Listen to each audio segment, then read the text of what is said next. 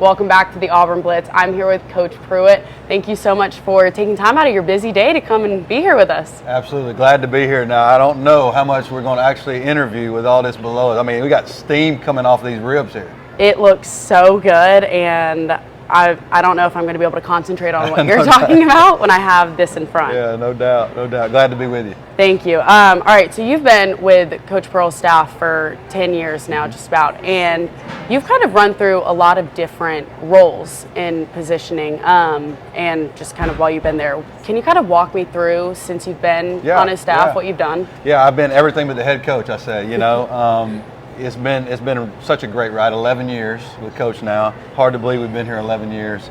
I started out as a special assistant to the head coach, which means you do anything and everything you got to do. From there, went to an interim assistant coach, and then from there to the director of basketball operations, and then back to an assistant coach, and back to operations, and then back to an assistant coach. So it's been a wild ride, and you know, basically been able to touch every part of the organization, the program, which has been really, really good for me to see it as a whole, and excited about every part of it. Obviously, I love coaching the most, and so this has been really good.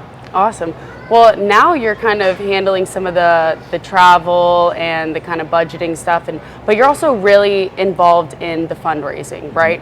So kind of tell me a little bit about not only some of the programs like Outlive and how that's kind of played a part, but also, you know, some of the Bruce Pearl for the Children, Golf Classic, and those kind of things. So when I was operations and special assistant, I did all the operation type stuff, travel, budget, etc. I've really given most of that away to Maddox Jeffries, our director of basketball operations, except for the budget. I've kept the budget, and then obviously anything to do with fundraisers, especially the charities that I'm really a part of. I love what we do as a program on the floor, but obviously off the floor as well. You think about Outlive, which is men's basketball's fight against cancer. I mean, think about it. There's not a greater cause, you know, that we can stand for to fight as a group against cancer. And so that's been super successful. And we've given away over $1 million there. And you look at Bruce Pearl for the Children, which we're able to give back to those folks that are struggling, those kids that are struggling.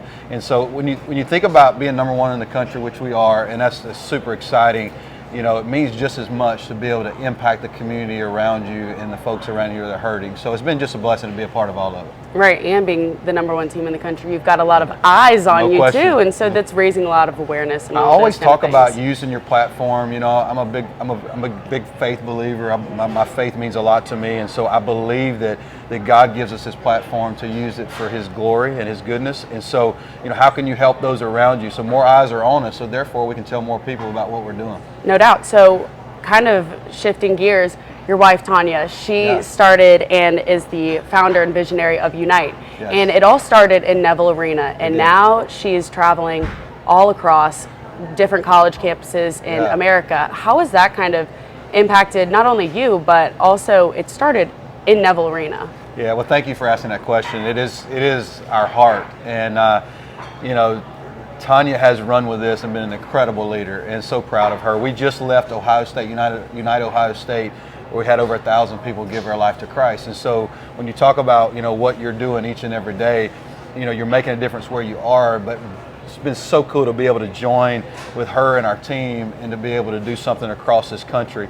And it did start in Neville Arena. And so, you know, she had the vision of that being in Neville Arena, and Coach Pearl and I jumped on board really, really quickly to see what we could do to make it work. And I've loved to see how it's grown. We've been now to 13 campuses across the country.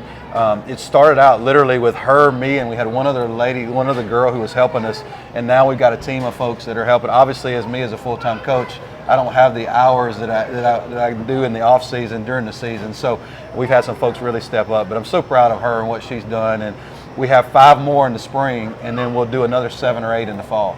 Tell me kind of the dynamic that y'all have, because she's, you know, traveling all across the country, and so are you with basketball. How is that kind of, I'm sure it's affected y'all's marriage in a positive way, but also, you know, you're not together all the time. You're both really busy. Well, she's such a big part of what we do at Auburn for a long time, and I'm obviously so much a part of this that we're talking a lot about both. You know, so our conversations end up being about Auburn basketball and Unite.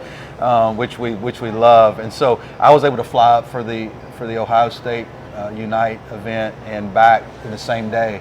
So it allowed me to do basically both jobs at the same time. And yeah, it's tough because we're kind of going different ways, but man, what a great opportunity to share the love of Jesus across the country at the same time, winning some basketball games.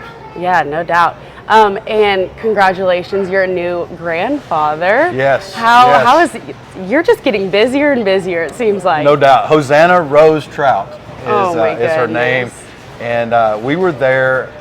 Tanya and I were asked to speak at one of the inauguration prayer breakfasts in Washington, D.C. for the inauguration. So we go to the inauguration prayer breakfast. We spend the day with some congressmen and throughout the day and some different events. We get back to the hotel room about 11 o'clock that night, and we get a text from Maddie saying, I think I'm going into labor. And like several blocks of that area are closed down because of security of the president and everything going on. And so we couldn't even fly out till later that next day. And but we got there, was able to hold little Hosanna Rose, and just the best day of our lives. And so it's been awesome. And on top of Unite, so Tanya's been traveling for Unite, but you know where she's been more than anywhere else? Nashville with Hosanna Rose Trout. I can promise you. Have you been able to, be with her and be with Maddie and kind of spend some time together? Yeah, so we played Vanderbilt, I guess last week, and so I was able to go over and have dinner with Maddie and Grant and Hosanna Rose, and then and hold her for a long period of time. She was just perfect, and so people talk about the difference between children and grandchildren. We're just getting started, but we're off to a really good start. Spoiling that little baby girl. No question. Oh my gosh. Well, all right, now we're kind of in that last stretch of the season so far, and we've got some big games coming up, a lot at home. How has the kind of season gone for you and watching these guys develop over the past season? Yeah, well, first of all, you have a goal every year to do what we're doing. And some years it works out, some years it does not. This year, to be able to watch our guys, you watch Denver Jones take the step from where he was last year to becoming maybe the best defensive guard in America. To see Janai Broome have a really good year last year and have a possible player of the year type year this year. To see Miles Kelly come in and to be unbelievable from three, and like Tahad Pettiford, it could go on and on how these guys have continued to step up. We put ourselves in a position to do something really special. Now, we've been number one now, I think, for 5 or 6 weeks, and so we've obviously already had a really, really good year, but we want to finish well. And so our focus on to continue to get better each and every day with the opportunity at the end of the year to be number one. Right. You're kind of spitting out some names out here. Kind of, what about the guys that you've been able to see for the past 3-4 years and kind of grow into these young men that are going off to do great things, but you've got to see them when they came in as a young freshman, sophomore, transfer, whatever.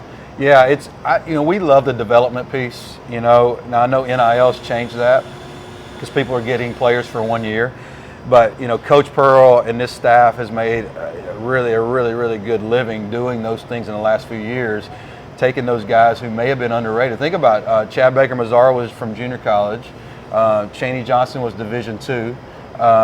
Denver Jones was at FIU. So this is not like all 5 stars. And so take guys who are really good and have some ability, but develop them. And so we take a lot of pride in developing those guys, and to see where we are right now is a testament to that. How does your relationship with them because sometimes they are transferring in and all that, and you don't know how long you kind of have with them, but how does your relationship grow as a coach with that athlete together? People ask me that all the time. They say, you only got 1 year with them, but you got to think about it. We're spending hours and hours and hours with them every day. Right. And so, you can develop a relationship pretty quickly. We were able to go on a mission trip this past summer to Honduras with a few of our guys. So you think about Dylan Cardwell and Chaney Johnson and Jaheim Hudson and several other guys.